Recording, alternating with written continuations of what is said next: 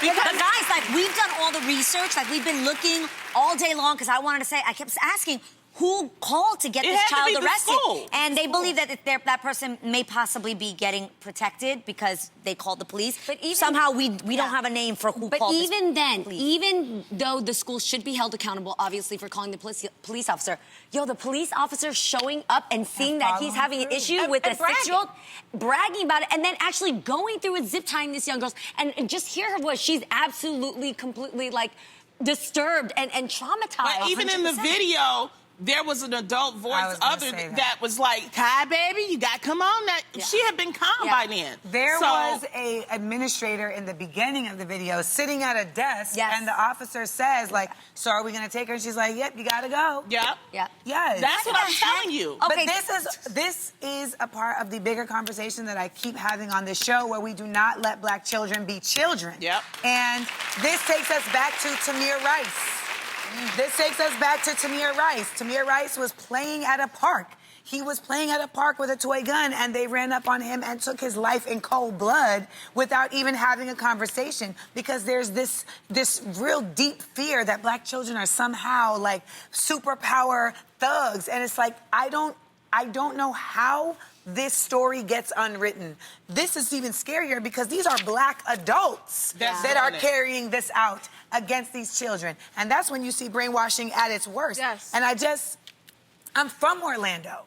I see this story, and I just know I was very fortunate to be in different spaces, but so many other folks are not as lucky and not as fortunate. And it's like, how, if you can't go to school and be safe, where can you go? Exactly. Where can you go? Tisha, as a parent, I just want to ask you, what would you do if something like this happened to one of your children? Oh, I would. It's another side of Tisha. Like, You'd be arrested. It's a side. No, I would probably be arrested, because that's another side of me that nobody would get to see. When it comes to my children, I fight. Yes. I'm going to fight for my kids. And so everybody would be held accountable. And it would be the school, the teacher, the person who called, the administrator, the principal, that would shut that school down. Yeah. I'd raise all kinds of hell.